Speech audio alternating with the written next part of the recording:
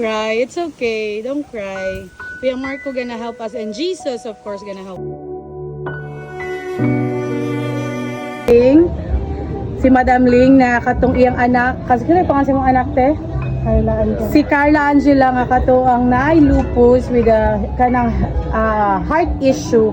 So sa mga nitabang, sa mga tao nga nitabang sa iyaha, so nakalikom tag 5,000 of course sa nag-donate Mr. Marco, salamat. And then napa ni siya kanang another pero amo naglikom pa mi para sa iyaha. So gitry na mamong best nga makalikom kay para matabangan jud siya kay syempre bata pa kay siya niya na siya nga nga health. So karon we have 5,000. So nami 5,000. So mo ni sa among itabaw. Gamay lagi ni siya ma'am pero sorry kanang ningkamot mi nga sunod nga mahatag pa namo nga kanang nagplano mi nga basin isa ka tuig niya nga kanang tambal maka-provide mi.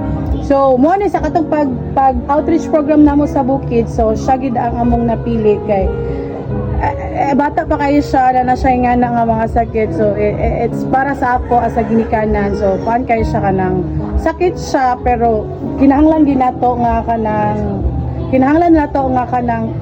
kanang tanggapon ba para sa sakit gid kaayo na. So I give the money right now. So madam, amo ra ning dungagan ha, maningkamot ni. So sa mga the money.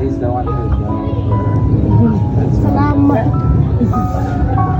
So I give the money. So sa 5,000 sa kuya hatag te unya dungagan nila maningkamot mi nga madungagan pag yun. So ipon ako ha 1 2 3 4 5 tambal ni Angela. Yan sa tambal ni Angela.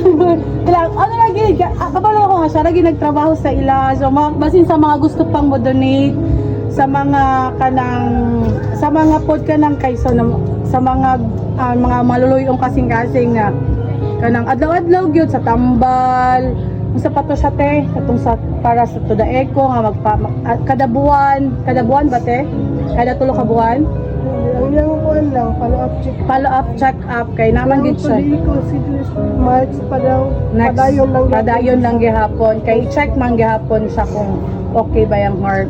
So yung bana is walay trabaho kay napoy sakit. So siya ra gyud naningkamot.